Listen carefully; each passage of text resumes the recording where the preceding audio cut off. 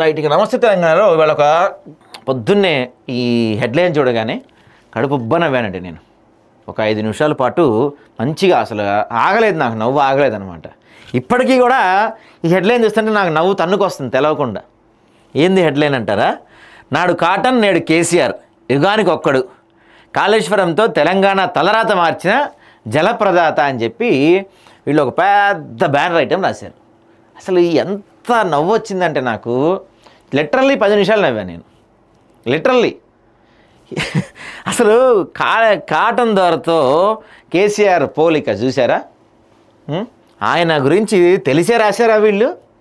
తెలిసే రాశారా కాటన్ గారి గురించి, కాటన్ బ్యారేజ్ గురించి వీళ్ళు? అది కట్టి ఎన్ని సంవత్సరాలు అయింది? ఇప్పటికి ఎలా ఉంది? అదే పరిస్థితుల్లో కట్టారు. ఎన్ని సంవత్సరాలు చెక్కు చెదరకుండా ఉంది? మీరు ఎన్ని సంవత్సరాల్లో కట్టారు? ఎన్ని సంవత్సరాల్లో పడిపోయింది? ఎంత అవినీతి జరిగింది? ఆయనతో పోల్చుకొని రాస్తున్నారంటే నిజంగా ఈ పేపర్ అటే మన ఏపీ సైడ్ వెళ్దు కాబట్టి బతికిపోయింది. రాజమండ్రి సైడ్ వాళ్ళు ఎవరైనా ఈ పేపర్ని చూస్తే వేరే ఎలా ఉండేదిలే. గోస్ట్ రిపోర్ట్ ట్రాష్ అంట, అబద్ధాలు అవాస్తవాలు రాజకీయ దురుద్దేశాలతో రిపోర్ట్ అని చెప్పి ఈయన రాస్తున్నారు. One and only CM KCR అట.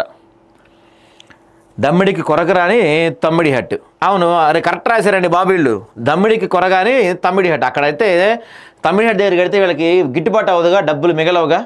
అదే వీళ్ళు అనుకున్న చోటు కడితే మంచి కథ పంప్ హౌసులు, మోటార్లు, బాహుబలి మోటార్లు, డబ్బులు, కాంట్రాక్టర్లు, మొత్తం మంచి సైడ్ చేయొచ్చు. ఇక్కడ కడితే ఏముంటుంది? సైడ్ చేయడానికి మిగలదు కదా.